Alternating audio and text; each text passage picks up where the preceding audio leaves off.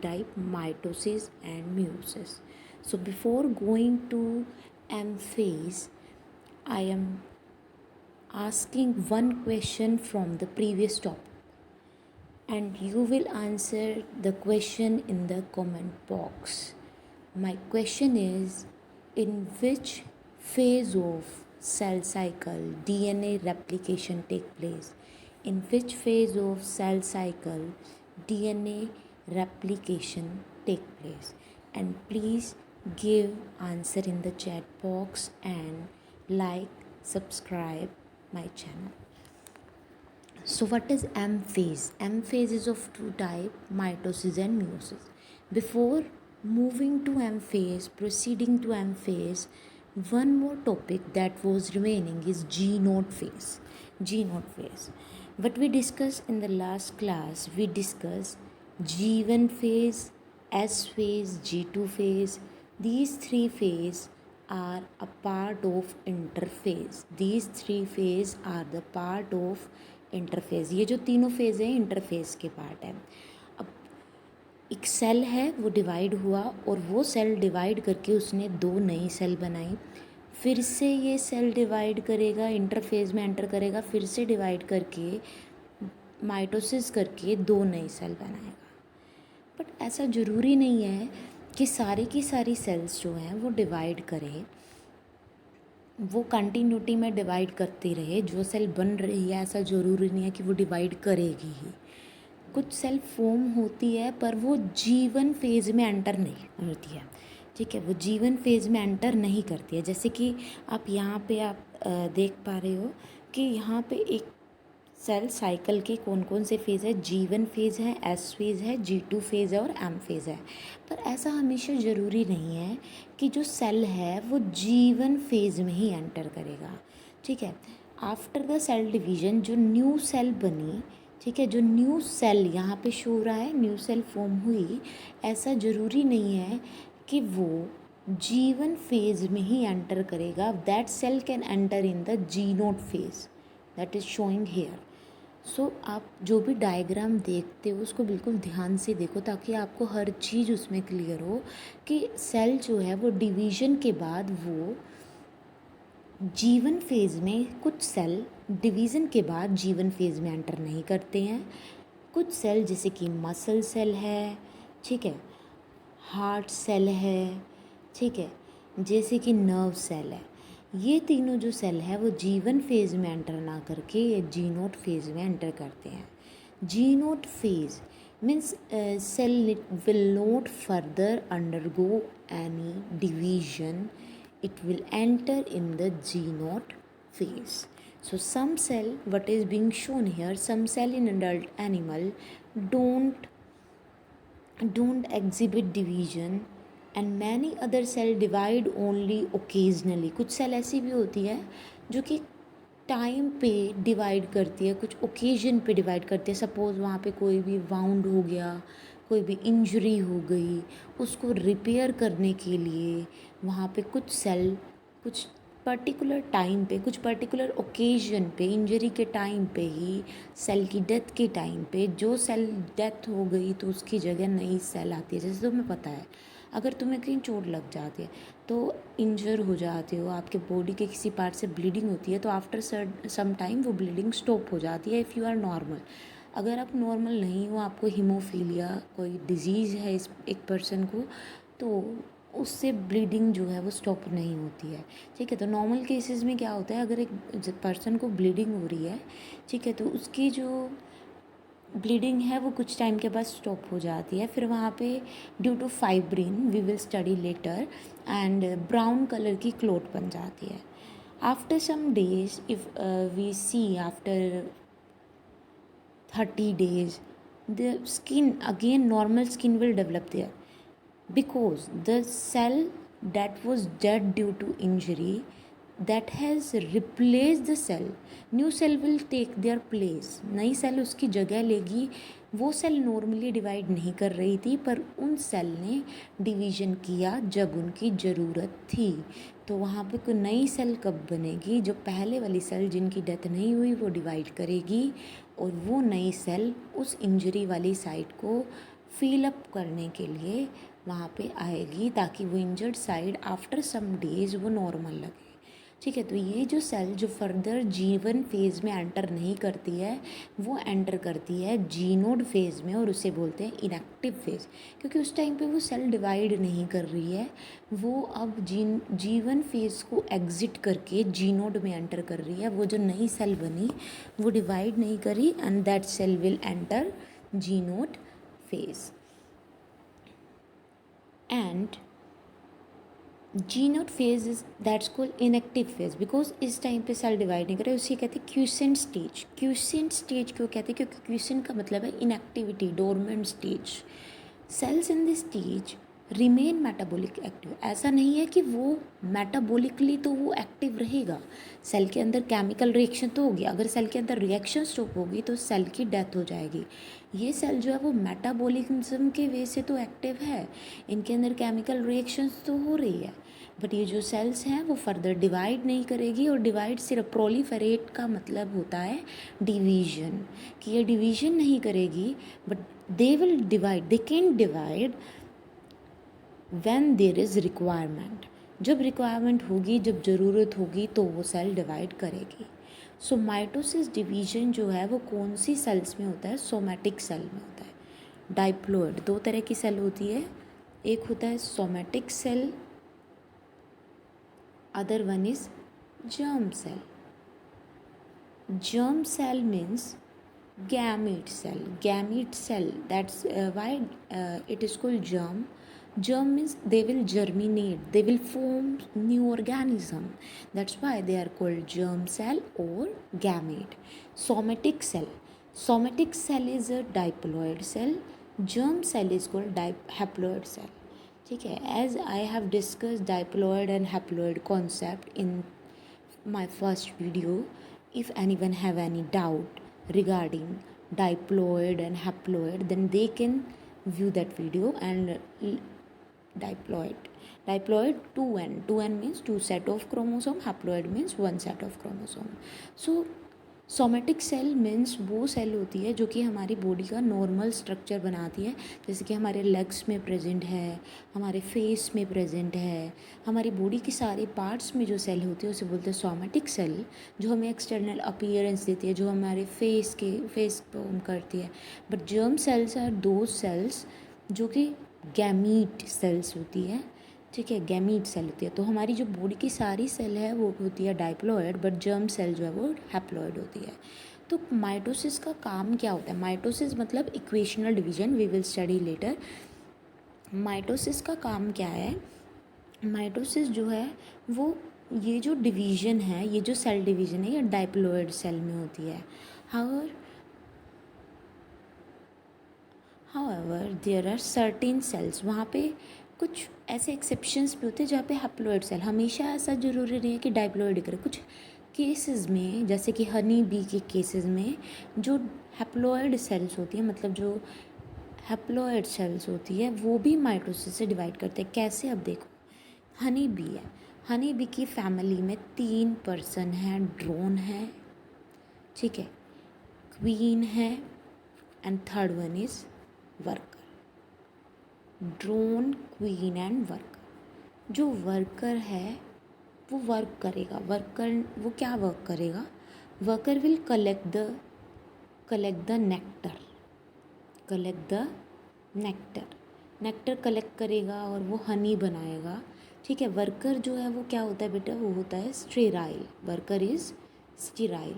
Sterile means worker जो है वो कभी भी डिवाइड नहीं करेगा, दैट इज़ स्टेराइल। वो फर्टाइल नहीं है, वो रिप्रोड्यूस नहीं कर सकता, that can't produce young one. So drone mean, what do mean by drone? Drone are male. Okay, one second, देखो, ड्रोन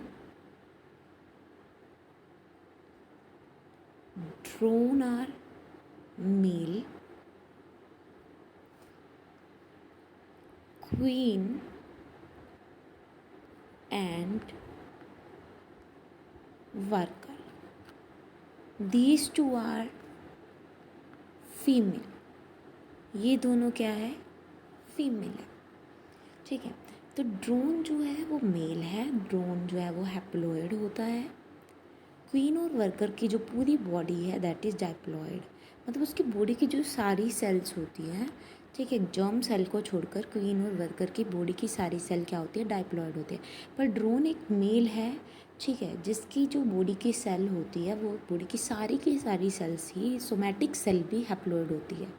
ड्रोन एक ऐसा एक्सेप्शन है जिसकी सोमेटिक सेल भी हैप्लॉइड होती है, जो उसकी बॉडी बना रही है, उसकी एक्सटर्नल फीचर के लिए रिस्पॉन्सिबल है, वो भी हैप्लॉइड होती है। तो ड्रोन जो है वो क्या प्रोड्यूस करेगा, देखो, ड्रोन जो है वो मेल है, ठीक है, ड्रोन जो है वो मेल है, तो मेल क्या प्रोड्यूस करेगा, गैमेट प्रोड्यूस करेगा, male will produce the sperms.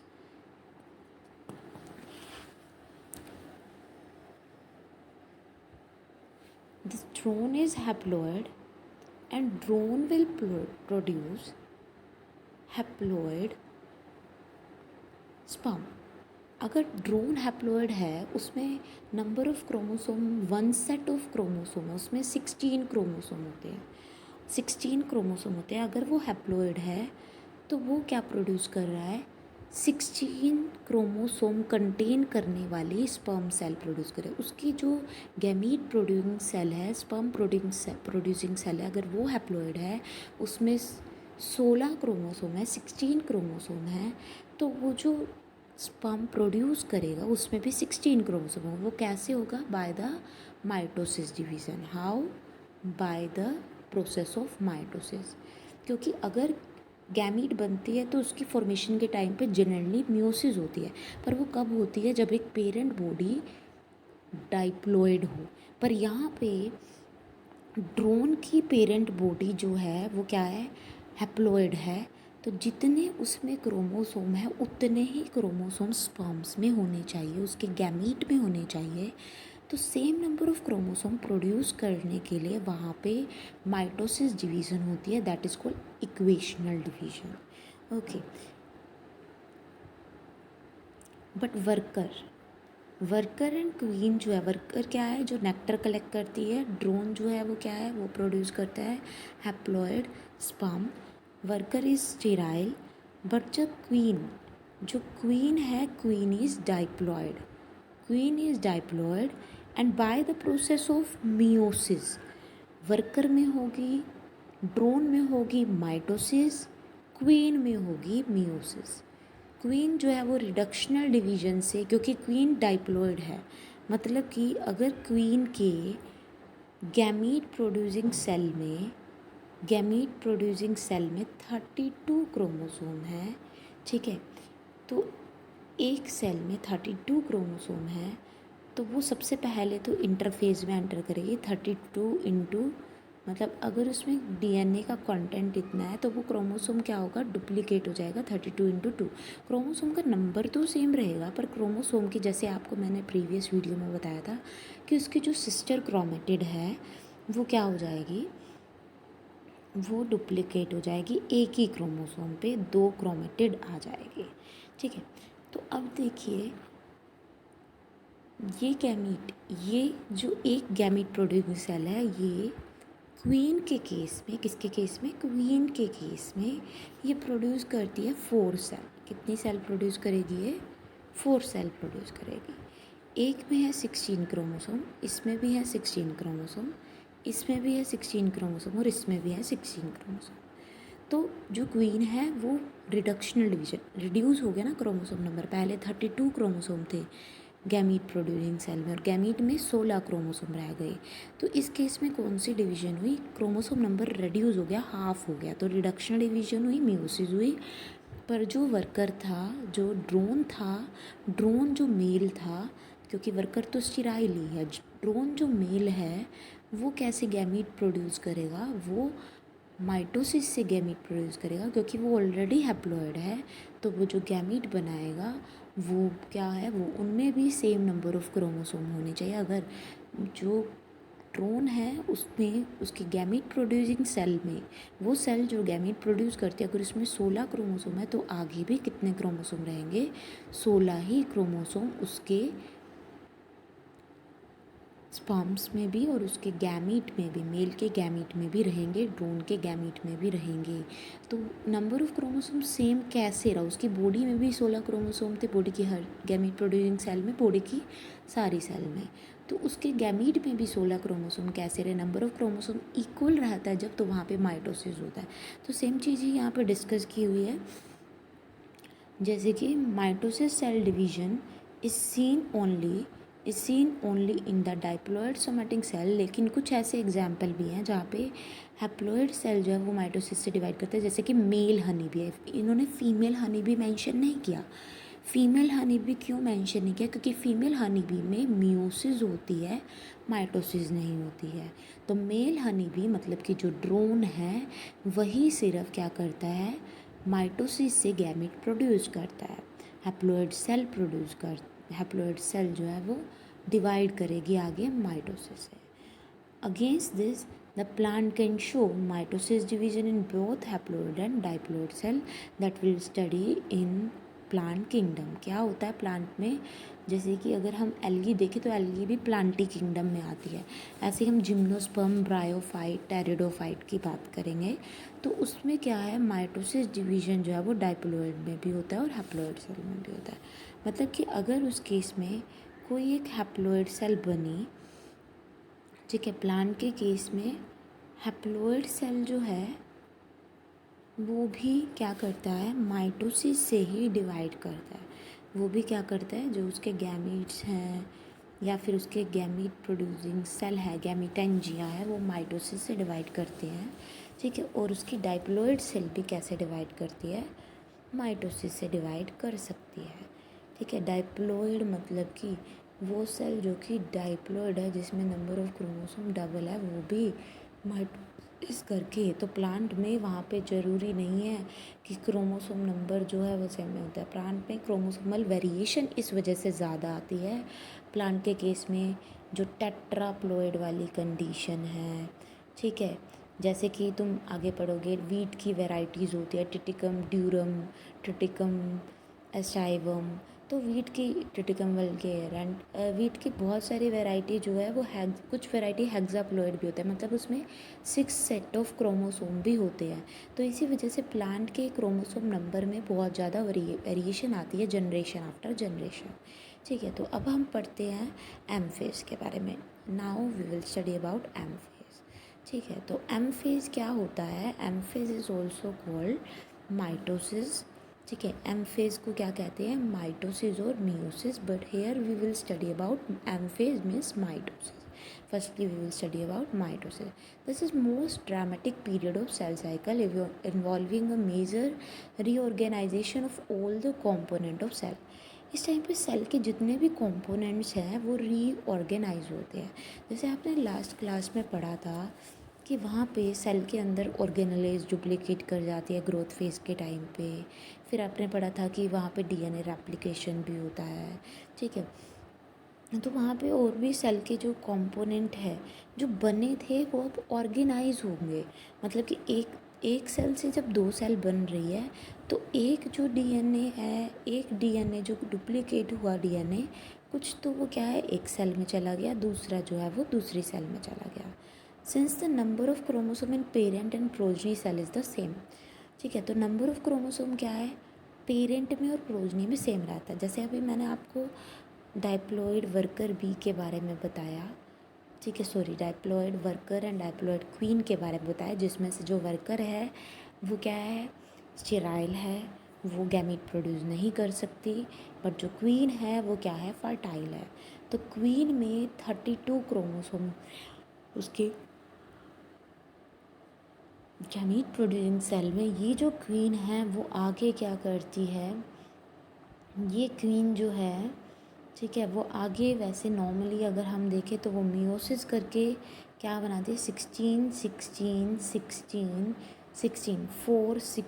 Chromosome वाली सेल बना देगी, ठीक है। लेकिन तो ये प्रोसेस तो है, इसमें तो क्रोमोसोम नंबर रिड्यूस हुआ तो हम इसे मियोसिस कहेंगे, ठीक है। मियोसिस डिवीजन में क्रोमोसोम नंबर जो है, जो नई सेल बनती है पेरेंट से, पेरेंट, ये पेरेंट सेल है, इनसे जो ये नई सेल बन रही है इनमें क्रोमोसोम नंबर हाफ रहता है, बट माइटोसिस में क्रोमोसोम नंबर क्या रहता है, सेम रहता है। तो ये जो प्रोसेस है क्वीन में जो हुई वो मियोसिस हुई, पर जो हमने ड्रोन में पढ़ी थी वो क्या थी, माइटोसिस थी। ठीक है, तो माइटोसिस में पेरेंट में अगर वहाँ पे जैसे ड्रोन में 16 क्रोमोसोम थे गैमीट प्रोड्यूसिंग सेल में, आगे उससे जो नई सेल बनी उसमें भी कितने हैं, 16 क्रोमोसोम है। ऐसे ही हमारी स्किन सेल होती है जो कि 24 घंटे के बाद रिप्लेस हो जाती है।